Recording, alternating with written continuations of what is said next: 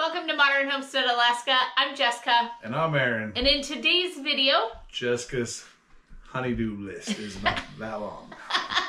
Let's get right into it. Aaron's getting set up for the first task of the day. We got the fireproof door that separates our garage from our basement, and we are excited. We're gonna get that installed today on our list of many things that have to get tackled before spring gets here.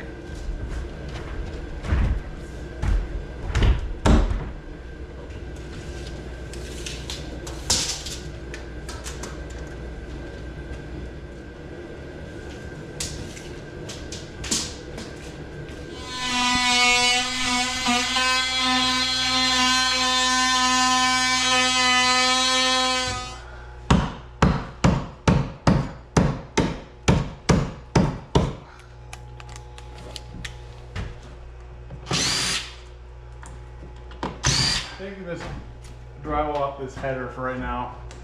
Give myself just a little bit of access to this door. When they made it a little bit tight. So I'm just trying to get this up in here. Right there, take that out.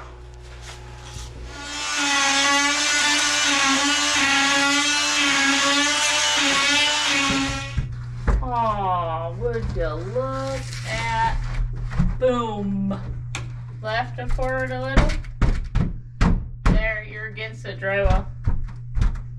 You're in, big guy.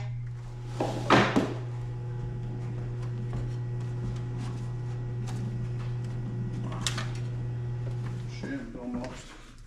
A little bit, I guess. This door was the same thing. Cody and I just stuck it up there and it stayed. And you're like, how is that level? And you had built the floor level, and we're like, we just set it down. There she stayed. Alright, so. Okay, put a screw in it.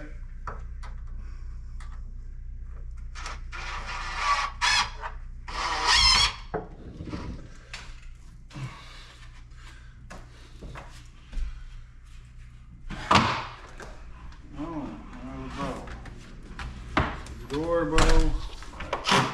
Okay, you want to break these off? Take it, cut it. Cut the thicker ones. Count a couple times. Try that. Sure. You ever done it? Look at you. Teaching YouTube. Okay, so that is pretty awesome though. It came with spring-loaded hinges. And one of the biggest concerns is not just fire, but the heat loss from the basement to the garage. And this door automatically closes itself.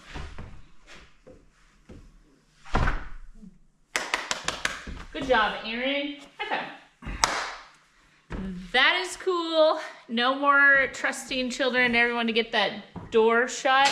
This has been our biggest cause of heat loss this winter, is just losing the heat coming up from the basement. Instead of it going into the house, it's coming into the garage. Even though the garage is insulated, the garage is not heated. So now, check that out. Heat stays in. All right, we are in here in Caleb's room. Caleb doesn't actually live here anymore, but we still just call their rooms their rooms. And we got rid of him, we don't like him. That's not true. He's here every day. He just doesn't live here. So what we're doing is a bunch of to-do tasks around the homestead.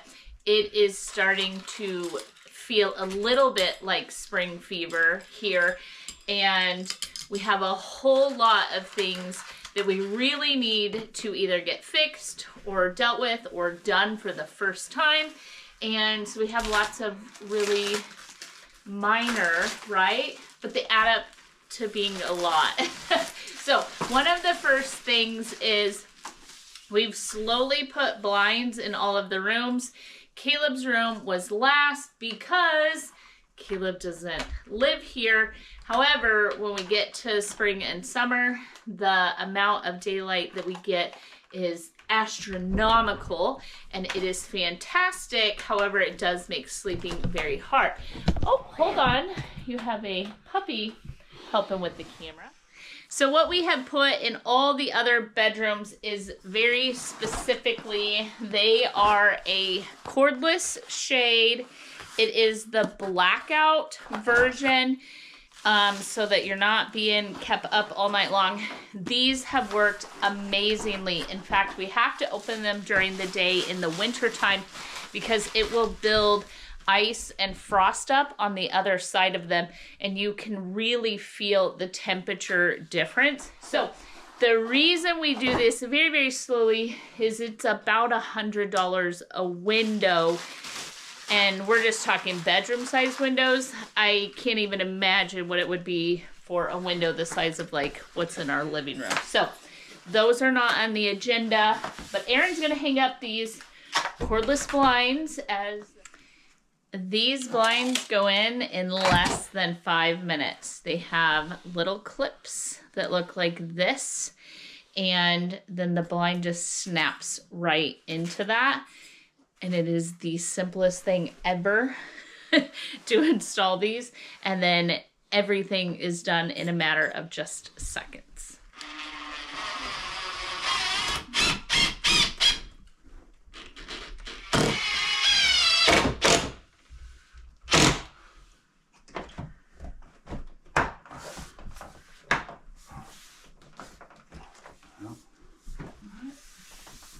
Good. Hold it. What? Voila! Perfect.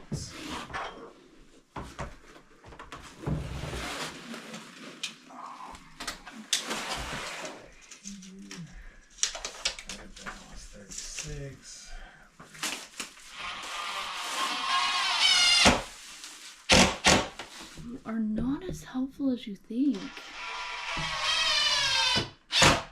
Okay. You up? Yep.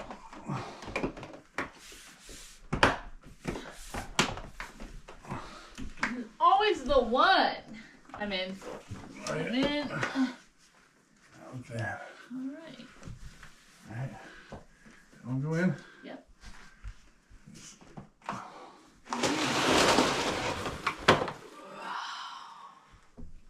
It's dark. All right. Oh, let there be light. All right, now that we're done with that, the other big issue that we're having is very frustrating. It's the closet doors. Let's take a look.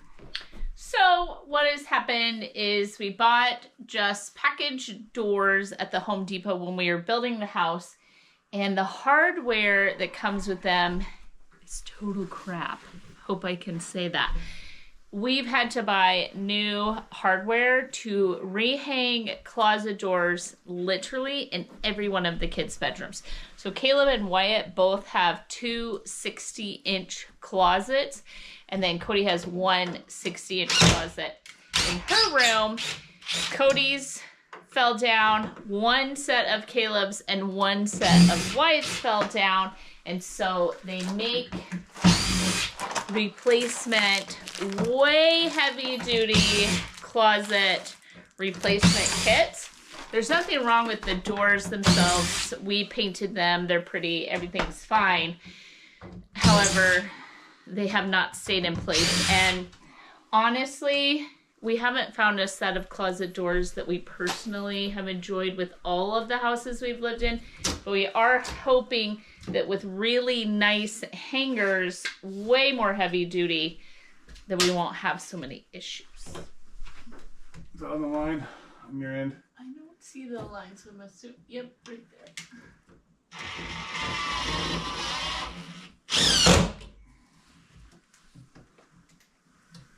On the line? Yep.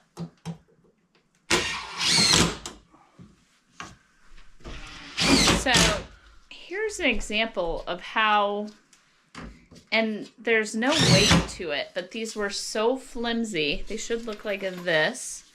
They don't. They're totally bent out. You good? Yep. Are you passed out like that hard, buddy? Yes. Ooh.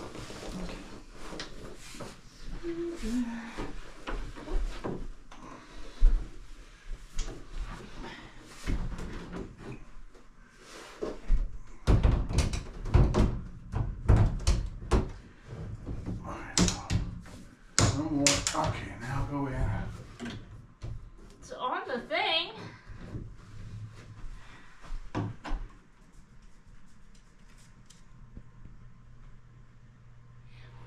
Erin and I came into some king crab from here in Alaska, and so we are gonna make kind of a fancy little dinner. Let's get right into it. First thing I'm gonna do is throw a loaf of French bread into the oven to heat. We're gonna do it with pasta, so I've got to get the pasta water boiling. I just have some water with salt over here, and then I'm gonna show you how we're gonna cook it. Oh, I'm gonna want some garlic butter to go with everything. So I'm gonna pop on some butter on low and throw a couple of fresh, just smashed up garlic cloves in there and let that work together while we cook the meal. So let me show you what I have. To start out, the first thing we actually have is 4 beautiful fresh lobster tails, and I'm actually going to cut these.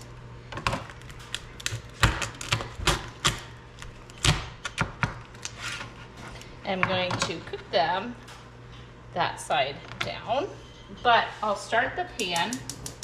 We're gonna get the pan going. I'm going to do a little bit of avocado oil in a cast iron pan and a little bit of butter.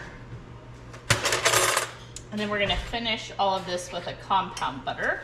We're gonna get the lobsters going flesh side down. While the lobsters are cooking and steaming, I have the king crab ready to go in, and we're just gonna steam these on top.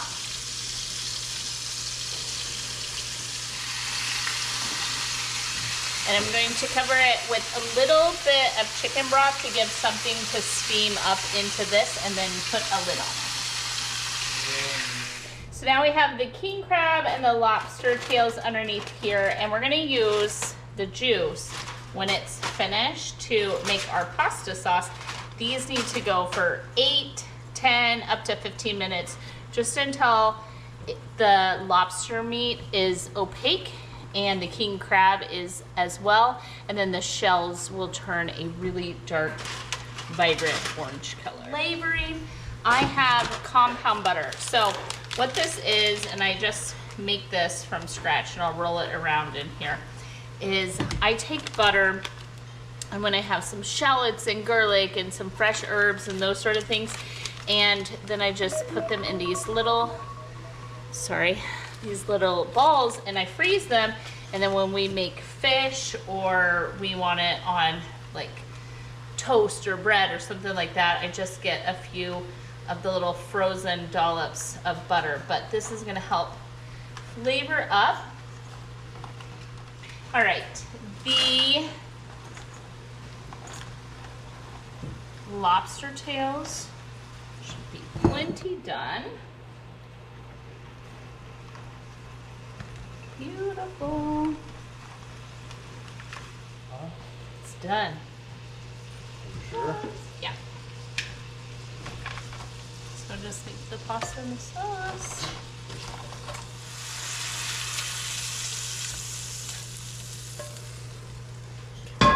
So we want to go back into the same pan, a little more oil, and a couple of the daubs of the compound butter, and that is going to be the base for our sauce. While the butter cooks down, I got a couple of fresh cloves of garlic I'm gonna crush into it. And a little bit of pepper.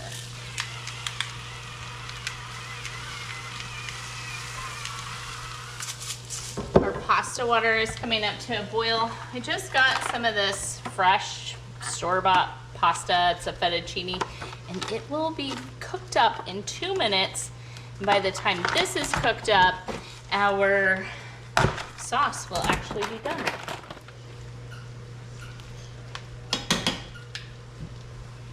To this butter, it has started to brown up. I'm out of the like the regular refrigerated cream. I have this canned cream. It kind of separates, but we'll be able to whisk that back together. I got it at Trader Joe's, and you don't have to refrigerate it.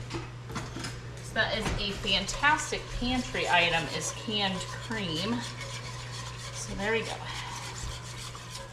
And then to that, some fresh grated Parmesan. I like to get my Parmesan from Azure. So most everything has already been in our freezer or stocked in our pantry. And I could have used, maybe not the fresh fettuccine. I could have used some dry fettuccine, and this entire meal would have came out of our freezer and pantry. We got this beautiful nutty brown butter and garlic.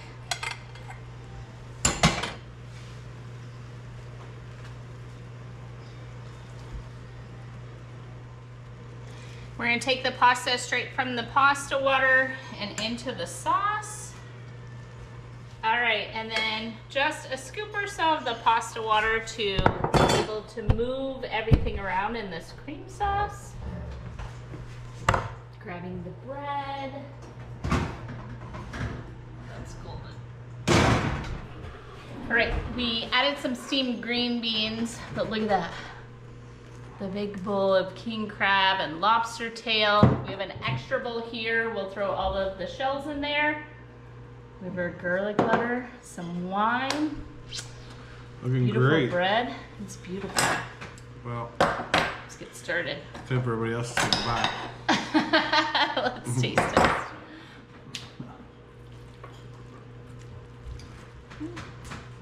Want some pasta?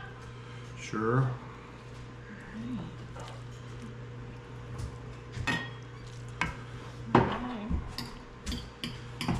Alright, show us. Yeah, my Look at that guy. Hot.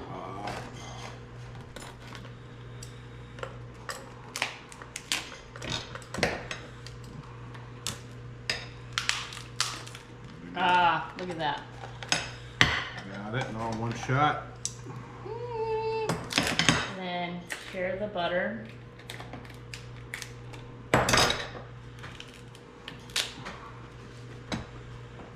How is it? It's so good. Oh my gosh. I think one of our favorite parts of being in Alaska is the access that we have to the fresh seafood and fish, getting to try moose and all the salmon we get, all of that. So we're glad you joined us for a beautiful dinner. Oh, I'll try the pasta though. It looks amazing.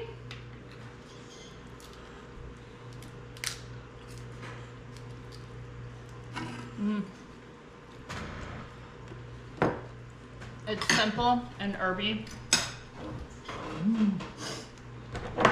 Now we're going to make a total mess of ourselves, right?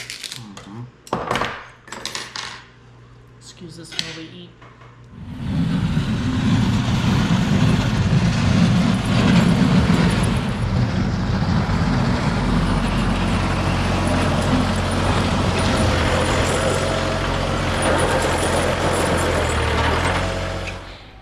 No, this is not another clean up the cow pen video, but I think that's one of the most beautiful parts of homesteading. that is completely misunderstood. We don't run out of ideas for content. It's just that homesteading is a lot of rinse and repeat. It's a lot of do the same things every single day, every single month, and so on. It's also very, very seasonal. So as this video continues and we are just buttoning up some things before real spring gets here so that we can focus on the plans that we have as far as a shop. The greenhouses, and yes, that's plural, will be here on Wednesday. So we have some magnificent garden extension plans and so on. We need to get all of these things taken care of before that time comes. This is Peaches. Peaches is a miniature Jersey milk heifer, and I call her that. She is not a cow yet. She hasn't had any babies, so she's still a little heifer calf. And once she's bred and has a baby, she'll then be a milk cow. Call her milk heifer, not because she's produced any milk yet, but that is the kind of cattle that she is. She is meant to produce milk. She is not for beef. We will not eat her. She is edible. She is not edible at the Milnes Homestead. So here we go. Little Miss Peaches there is doing fantastic this winter. But like I said, rinse and repeat. But why are you out here today? You're out here because we finally got something for her that we have been trying to get sent before we even got her. But Alaska does what Alaska does. It is very difficult to get things shipped here sometimes. And when they sell out, they're just gone. We needed a round bell feeder that we're setting up today, right now. Why do we need a round bell feeder for just one cow? Well, she just spreads the bell out. That was never the intention. It has worked really, really well this winter because she's had a wonderful dry place to lay all winter long, and she has been able to stay warm in the most horrifically sub-zero temperatures. Also, Miss Peaches has a barn all to herself here. No biting, just kisses. Just kisses, princess. She is fat and happy. She is extremely good looking for a dairy cow, and she is excited about the tractor, and Aaron's gonna get all this cleaned up again, and we're gonna get a new round bell, but in a feeder this time.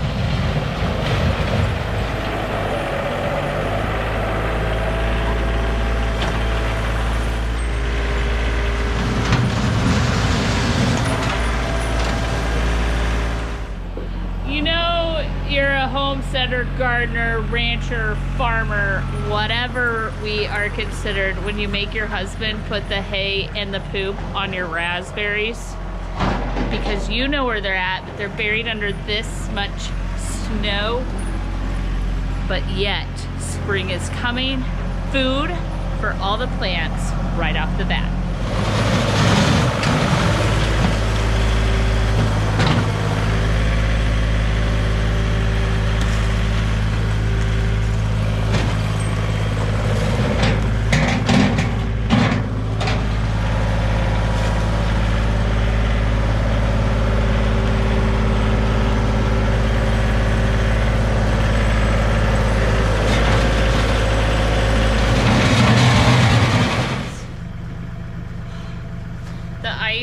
Is way worse than the snow. The snow you can move. The ice freezes everything down.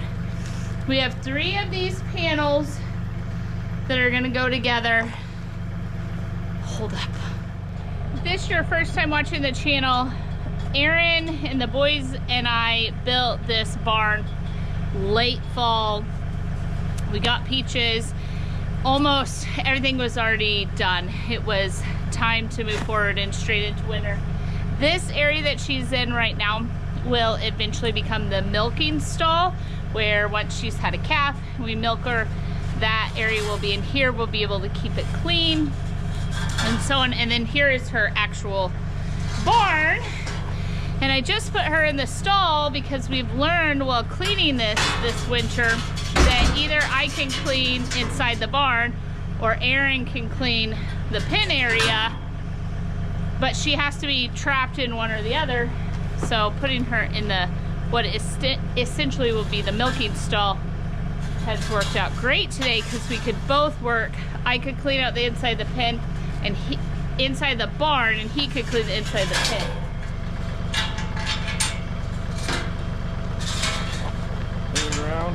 Round, keep going. Spin the Yeah. More. Okay. Now I'm on my poop pile.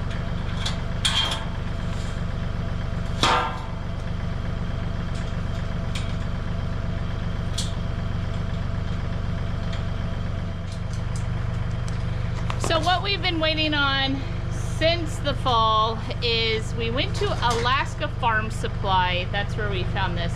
We waited for them to get these back in stock. These were just over $300. $400. It was over $400. $399. $399 plus the taxes and such. The other one was what? $1,200, $1,500? What's that way for you? Yeah. The other one was way more expensive.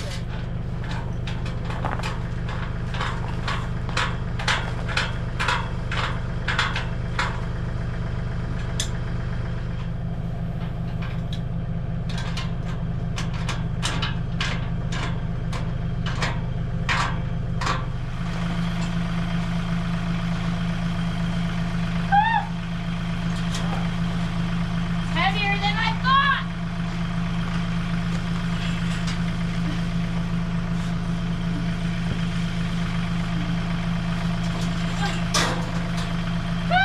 I did it. I did it all by myself. Girl. Yeah, it's white and blue. I like this guy. Oh, I love it. Look at our hay bale.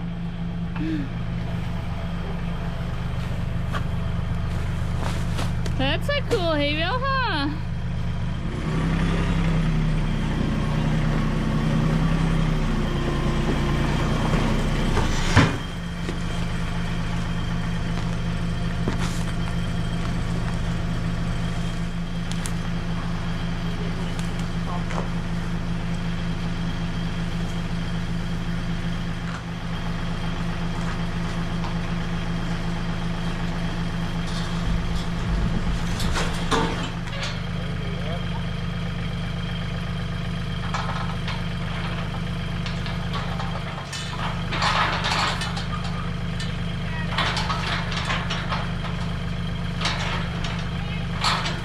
We left her a whole area where she likes to lay. In fact, I watch her out of Caleb's window, check on her. Erin comes out here and feeds her and takes care of her. And then now she can reach this round bell. I'm gonna let her out.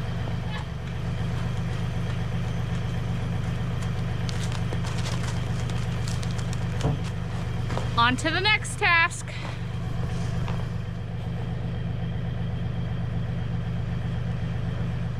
All right, so the door has been in for a couple of days. Erin took the time to do a little bit of spray foam between the door. We are treating this door as an exterior door between the basement and the garage.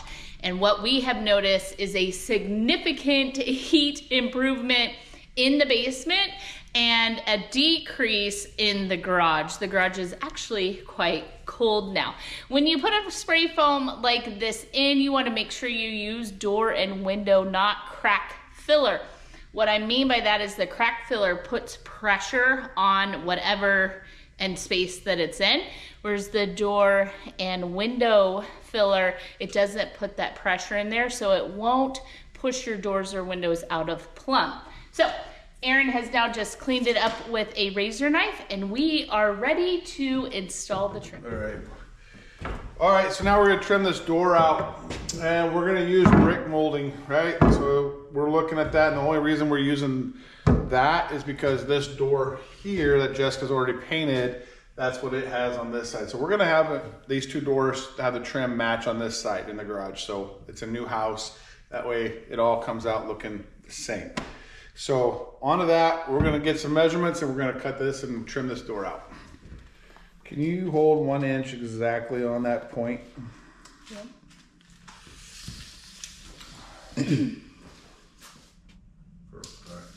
Grab that other one, let's do the same thing. A couple over here, let's do that. A couple, we're at 0. That's at 0.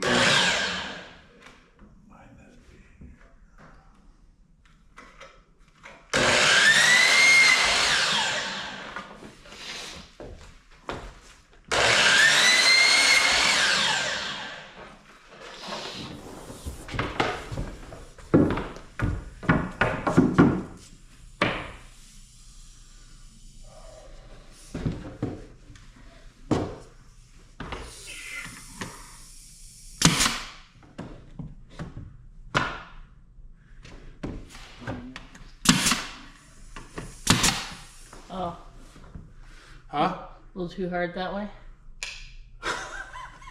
Why is it doing that?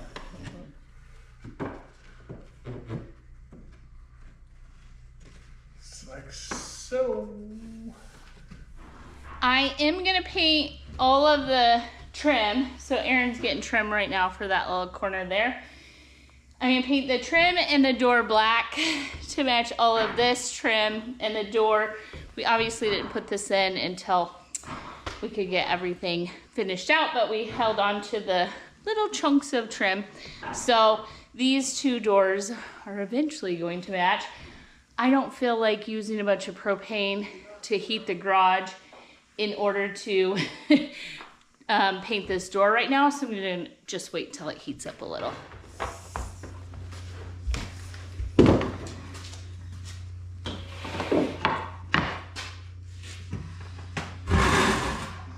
Yeah, put this up there.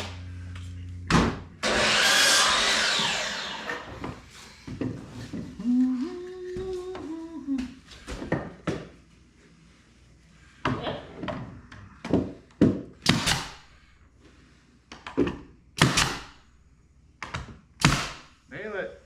Oh, I didn't know. This one, baby. No, this one's mine. You said nail mine. Come on. You're up.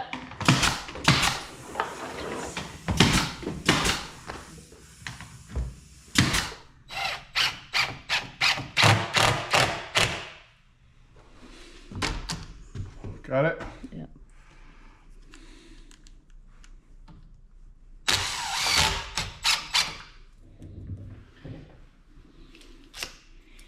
Don't see if it works.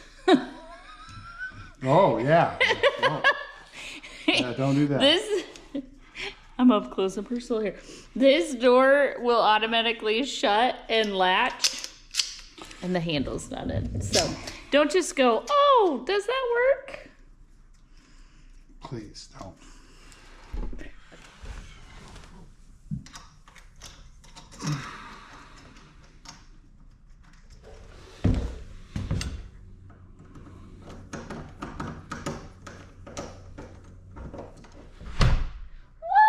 What? Shuts. Bam. All right. All by itself. All by itself. Let me see on the inside.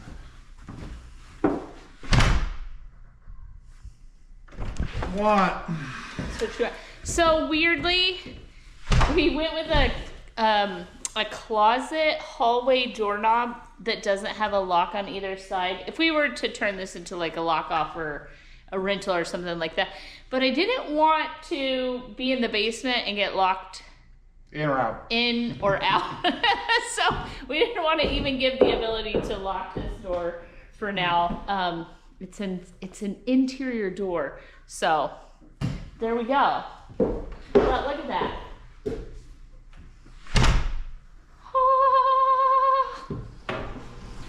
When we built this out, we took off these tiny little pieces of trim at the bottom here, and they are cut. Let me show you. We actually had to cut down the pieces of trim so that it's the same height as the rest of it, and it's bumped up because of the concrete. And while we have everything drug out, Aaron's gonna pop in these 2 tiny pieces of trim, and then this is finally finished. Now in the past, we're sort of those people that would have left this for 5 years.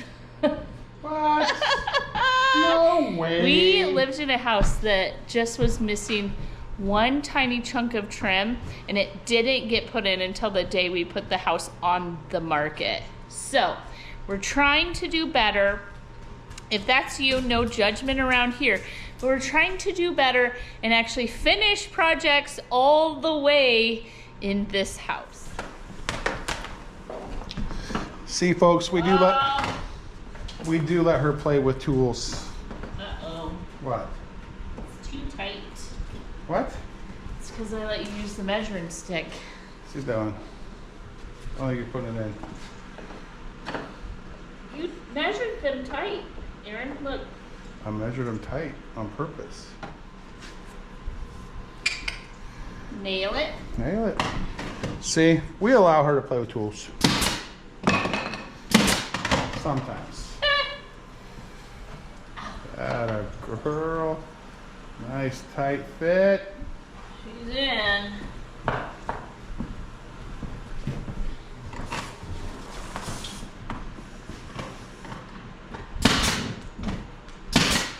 Perfect. I wanted to tackle a final thought on the way out. I always thought in my younger years that a honey-do list was something like build me a rose garden, a monumental task of sorts. What a honey-do list is all those crazy little things that drive us nuts. They put a little bit of pressure on us and they scream at us that we're not getting things done. Or it's those things that just sitting on the couch when I see these pieces of trim down here, they just drive me crazy. Those needed to be put in. And we have spent the week just tackling all of the different things from room to room that drive me nuts. Are there still big projects to be done? Painting, touch-up paint. Like, I still have these big lists of things that I need to accomplish around here. And heading into spring, our life takes another turn as we head towards gardening and other things. However, tackling these tiny projects gives me a little bit of a sense of relief, and I know it does for Aaron too. Instead of having those things nagging at him like, get this done, you haven't done this, why haven't you done that? Those sort of things, the thoughts we put on our own head, I encourage you today, go and tackle a little bit of that honey-do list, the projects, that outlet cover that's missing, or the touch-up that needs to be done. Tackle something small, you'll feel a great sense of accomplishment. Thank you for being here with us today. If you haven't yet, make sure you're part of the channel so you can stay in the know and follow along everything that we do on our Alaska homestead. I'll catch you guys in the next video. Until next time, I hope you're blessed.